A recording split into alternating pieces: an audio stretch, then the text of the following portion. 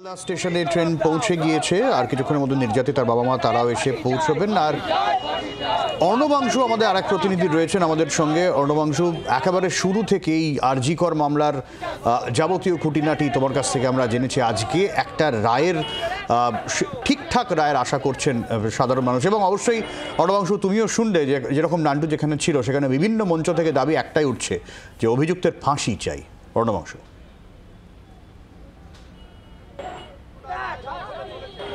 দেখো, অবশ্যই মঞ্চ ঠিক আদালতের বাইরে যখন বিক্ষোভ সেখান থেকে উঠছে প্রশ্ন বা তাদের আওয়াজ যে আমরা ফাঁসি চাই, তবে ফাঁসি না যাবজ্জীবন তার জন্য সোমবার অবধি অপেক্ষা করতে হবে। কারণ আজকে কিন্তু সেই দিন নয়, আজকে হচ্ছে যেইটা দিন সেখানে আজকে অভিযুক্ত, মূল অভিযুক্ত বা একমাত্র অভিযুক্ত সঞ্জয় রায়, তিনি গিলটি না নট গিলটি, অর্থাৎ তিনি দোষী না নির্দোষ, এইটার ঘোষণা করবে আজকে আদালত। তার সপক্ষে যা যা তথ্য প্রমাণ আদালত পেয়েছে তার উপর ভিত্তি করে কিন্তু আজকে মূল অভিযুক্তকে দোষী সাব্যস্ত করার দিন। দোষী সাব্যস্ত করার 24 ঘন্টা পরেই কিন্তু কনভিকশন হয় বা সাজা ঘোষণা হয়। যেহেতু আগামীকালকে রোববার, তাই সেটা সোমবার হবে, অর্থাৎ যাবজ্জীবন না ফাঁসি সেটা কিন্তু আগামী সোমবার হবে। আজকে মূল বিষয় হচ্ছে যে ভারতীয় ন্যায় সংহিতা আইনের 62 এবং 64 ধারা, অর্থাৎ খুন এবং ধর্ষণ, এছাড়া 103, এইটি তিনটে ধারার উপর মূল ইনভেস্টিগেশন হয়। ইনভেস্টিগেশনের পরিপ্রেক্ষিতে সিবিআই তারা 50 জনের উইটনেস তারা সাক্ষ্য গ্রহণ তারা করেছে। সেই সাক্ষ্যদের এখানে বয়ান নথিভুক্ত হয়েছে, ক্রস এক্সামিনেশন হয়েছে, তার বাবা মা রয়েছে, ডাক্তাররা রয়েছে, সহপাঠীরা রয়েছে, ইভেন আইও বা আধিকারিকরা সবাই রয়েছে, প্রত্যেকের নেওয়া হয়েছে।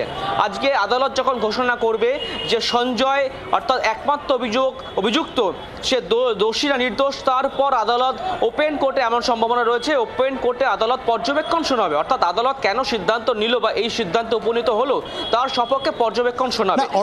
এই জায়গায় আমি একটু জানতে চাইবো, তাহলে এই ক্ষেত্রে একটা বিষয় সামনে আসছে, আজকে সঞ্জয় রায় অভিযুক্ত কি অভিযুক্ত নয় এই বিষয়টা সামনে আসবে, শাস্তি কি হবে তার জন্য আমাদের সোমবার পর্যন্ত অপেক্ষা করতে হবে। কিন্তু অর্ণবাংশু, সঞ্জয় রায়ই একমাত্র অভিযুক্ত কি না এই বিষয়টাও কি আজকে সামনে আসবে?